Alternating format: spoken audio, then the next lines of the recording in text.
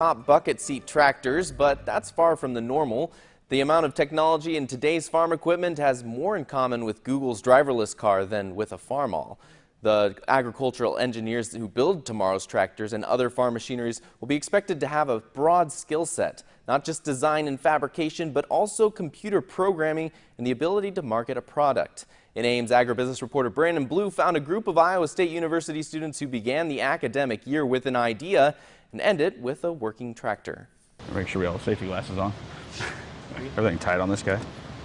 Should be. Okay. Building a quarter-scale tractor from scratch isn't easy. You want to hold that and I'll go over to the other side? But the goal is clear. That's really what it comes down to, is getting the power to the wheels as efficiently as possible. Every year, the 10-member Cyclone Power Pullers make a new tractor from the ground up to compete in a national competition later this week. Here we go. Iowa State University graduating senior Dan Kilpack led this year's team. He says the power pullers have made some improvements over last year's model. So our electronic controls are something that's going to give us an edge this year, especially with all the automation that we have. This year, a computer will keep track of the tractor's engine speed, while a radar system will keep track of the tractor's ground speed. A controller inside of there controls basically every function of the tractor. So there's a lot of programming that's involved with it. And the power pullers have a new weapon in the workshop this year, a 3D printer, which has been used to fabricate much of the adjustable operator's console right in the shop. And this is actually a 3D printed part that we're working on now. The competition not only judges the quarter-scale tractor's design, safety, durability, serviceability, and even its handling,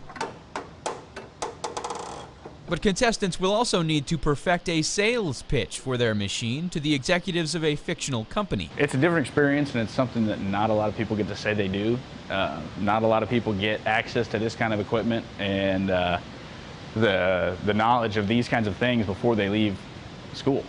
And a lot of people never will see these kinds of things. So it's an experience that I'll never forget. This summer, Kilpack will move into his new job at farm equipment maker Kinsey Manufacturing in Williamsburg, where he expects to put his experiences with the power pullers to good use. I mean, it helps you with things, even manufacturing processes, how to design a sheet metal part, things like that. There's a right way and there's a wrong way. There's not a lot of times that students get to take something from a CAD model and put it to dirt.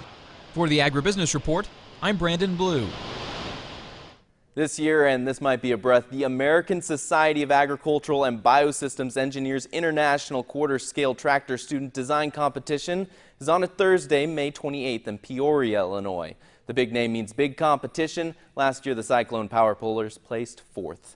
We put stories up every day. Check out WHOTV.com, click News, then Agribusiness.